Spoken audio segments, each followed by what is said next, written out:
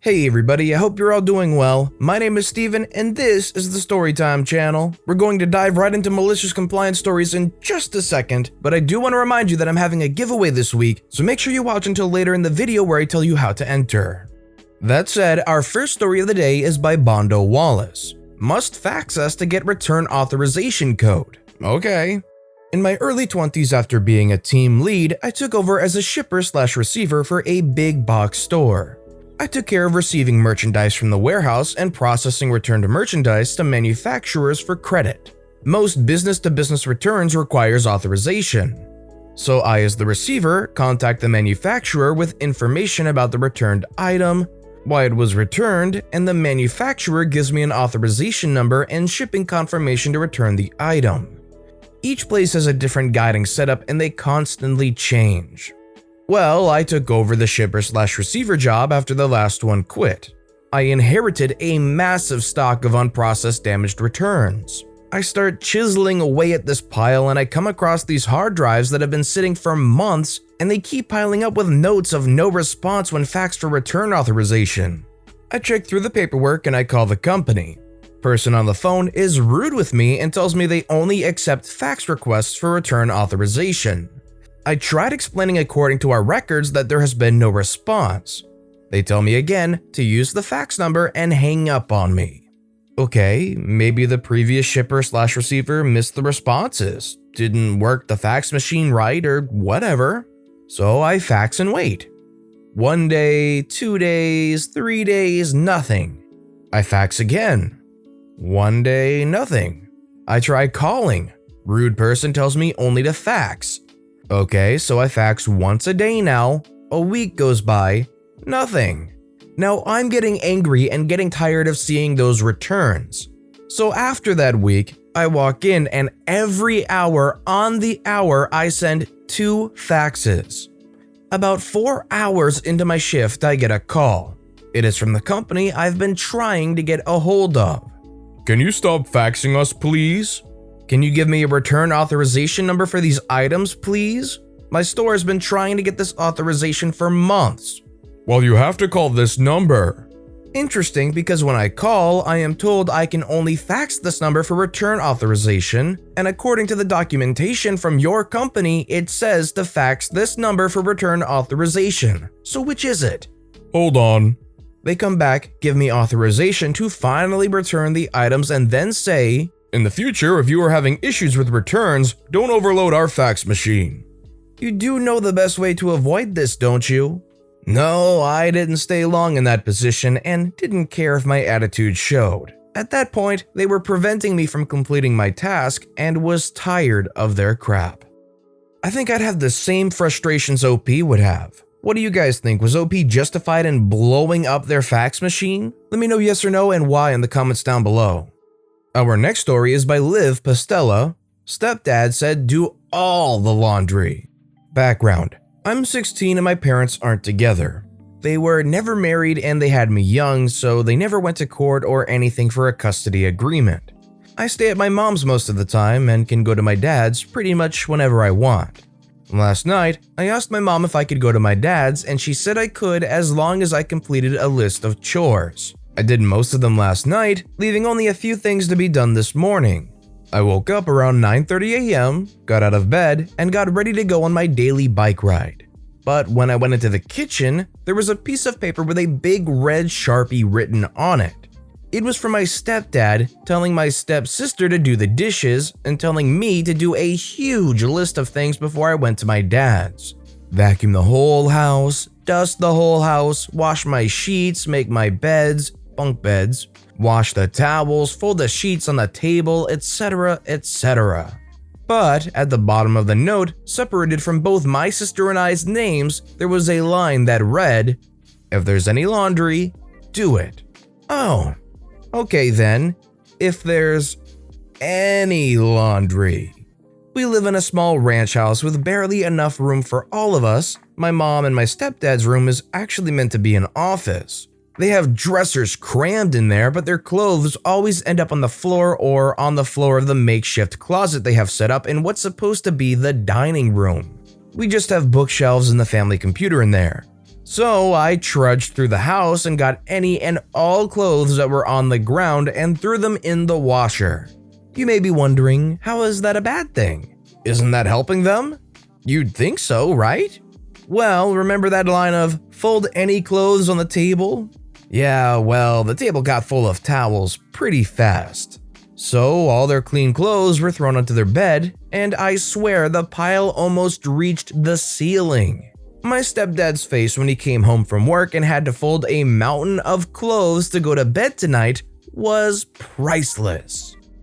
Obviously, this isn't the only revenge they can have, but ignoring that, I think a mountain of clothes on the bed is the least amount of payback the dad can deal with for treating their kids unequally. The biological daughter of the father had to do the dishes. OP had to do everything else around the house. And if OP's so busy doing all these chores anyways, what does it matter to the stepdad to fold some clothes, right? Our next story is by Panethe, Ending Human Sacrifice, Ancient History Malicious Compliance. History time. Ximen Bao was a cool dude, credited as among the first Chinese hydraulic engineers and totally over throwing innocent girls into the river to be drowned as sacrifice for the river's god's wife. He had no time for their crap and got recorded in history, literally, for the way he handled the practice. He was so very much an engineer. Around 400 BC, Ximen was appointed to oversee the county of Yi, a poor region that experienced constant flooding. He met with the locals to inquire on the challenges facing the populace. To Ximen's surprise, instead of naming the flooding as their biggest challenge, locals told him it was the high taxes they had to pay for providing a bride for Hebo, the river god. It was severely draining their finance, and for those who have young daughters, lived in fear. With support from many village elders, 3 powerful elders known as San Lao colluded with the local officials and a shamaness to concoct a legend that the flooding was caused by the wrath of Hebo. To appease the god, the locals must sacrifice a beautiful young maiden as his bride every year. The cabal heavily taxed the county, used a small portion of the money to arrange for the bridal ceremony, and divided the rest for themselves. Any family that could not afford to pay the tax would have its daughter taken as sacrifice. She would be dressed up the day of and, following a ceremony, put on a makeshift boat and sent floating on the river until it fell apart and together they sunk into the river. Many families with young daughters, fearing they would be taken, would send their daughters away, resulting in further social and economic issues for the county. On the day of the ceremony, Ximen arrived at the sacrificial site by the river and met with a shamaness, her disciples, the 3 elders, the local officials, several village elders, and the maiden. With an estimated over 1,000 onlookers also in attendance, Ximen insisted on inspecting the maiden and concluded her beauty would not meet the standard of a god. Declaring that the delivery of an inadequate bride would trigger the wrath of the river god, Ximen ordered the ceremony be postponed until after a suitable bride is found. He had his soldiers throw the shamaness into the river to report to the river god about the postponement and to report back to Ximen on the god's response. Sometime after, as the drowned shamaness had obviously not returned from the river, he tasked each of her disciples with the same mission and to locate the shamaness before submerging each one into the river. After neither of them returned, Ximen tasked each of the 3 elders with the same mission and threw them into the river. As neither the shamaness, her disciples, nor the elders returned from the river, Ximen ordered the local officials and the village elders to go into the river to fetch them. All of them instead knelt before him in terror and promised not to do the sacrifice again. After that day, bridal sacrifice for the river god became a thing of the past in the county of Yi. So not only did he shut down these heartless and ruthless sacrifices, but he made the people responsible all pay heavily with their lives for the brutal things they did. This is a historically awesome malicious compliance.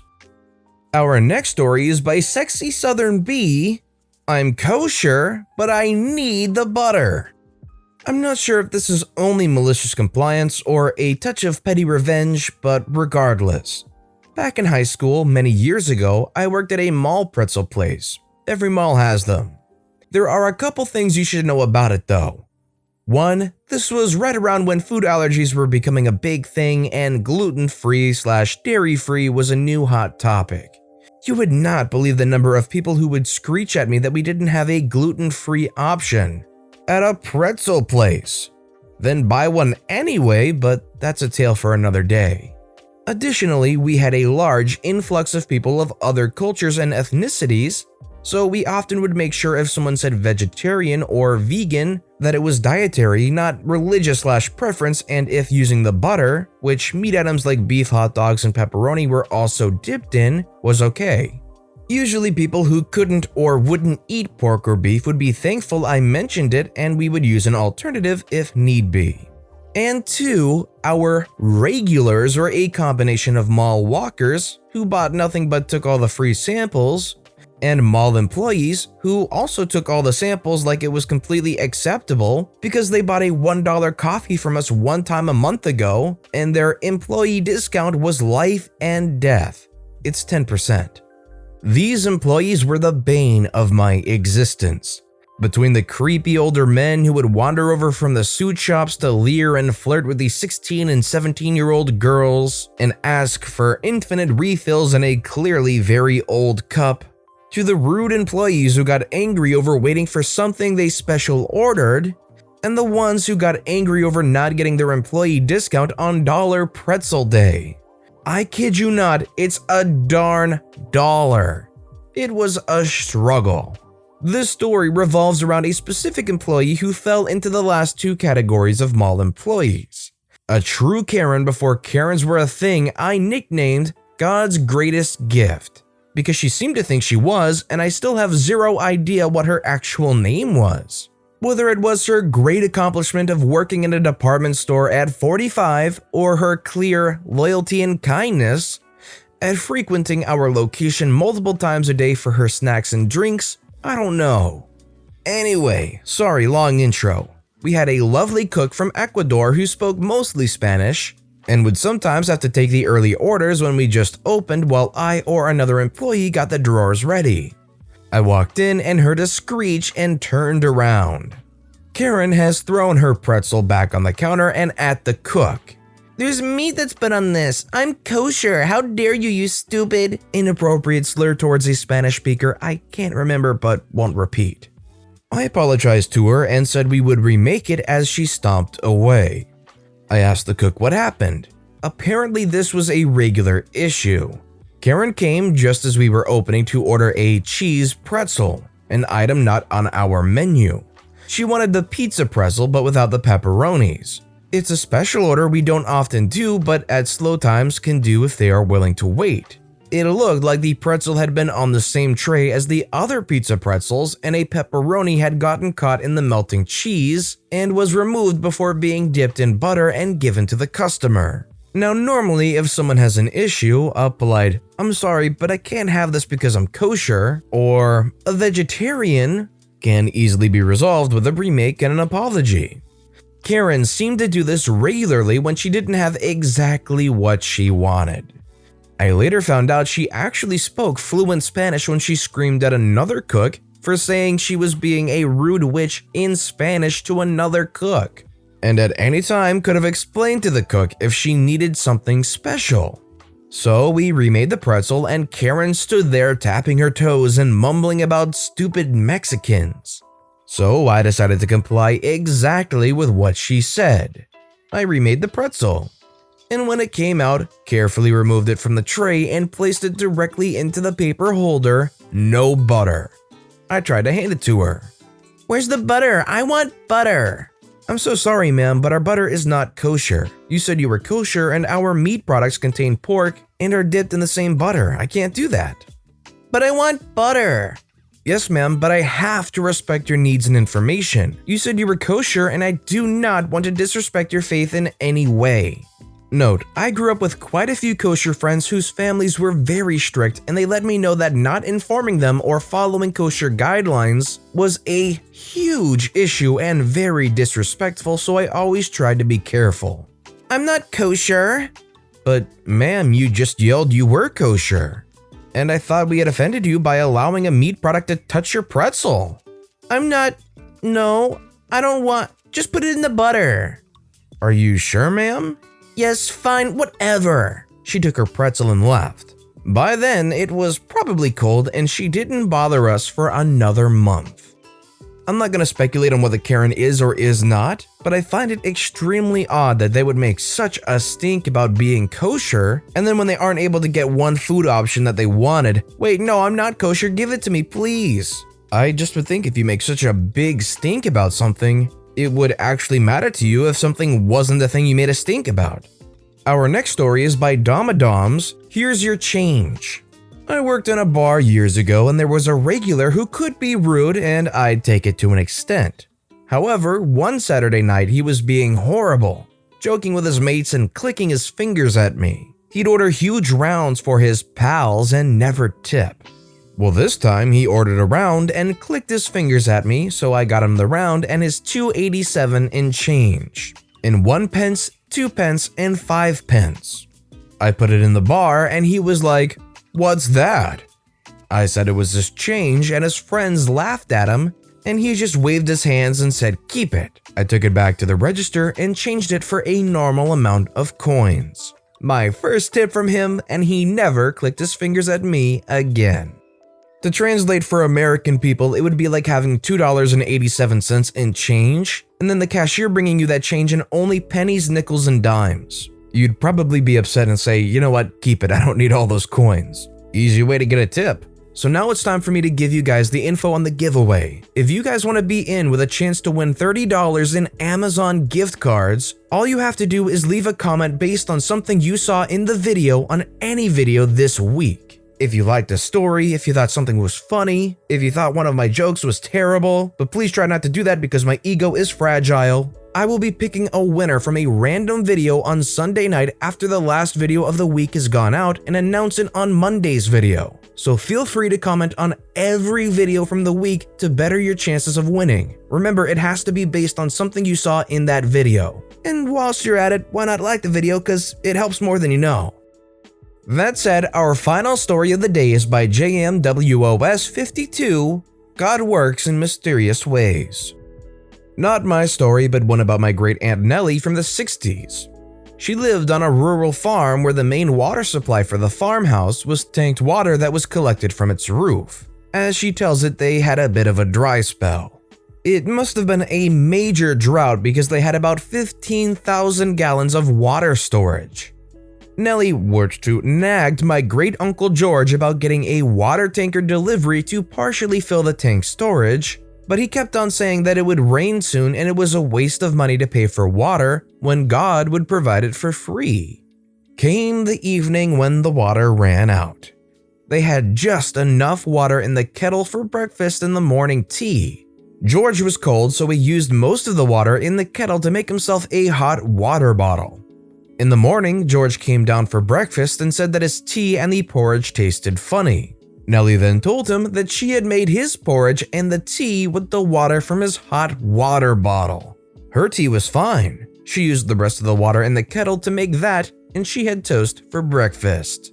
The water tanker delivered 4,000 gallons that morning, and God filled the rest of the tank storage the next week.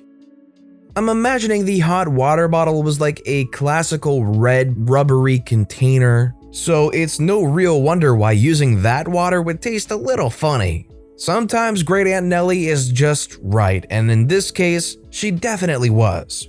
But besides that, if you enjoyed the video, please consider giving the video a like and subscribing and turning notifications on if you haven't. Both of those things support this channel greatly. So no matter what you did, whether it was just watching the video, liking, subscribing, or having notifications on, thank you all so much for supporting me right here on the Storytime channel. I hope you're all having a wonderful day, and I'll see you all next time.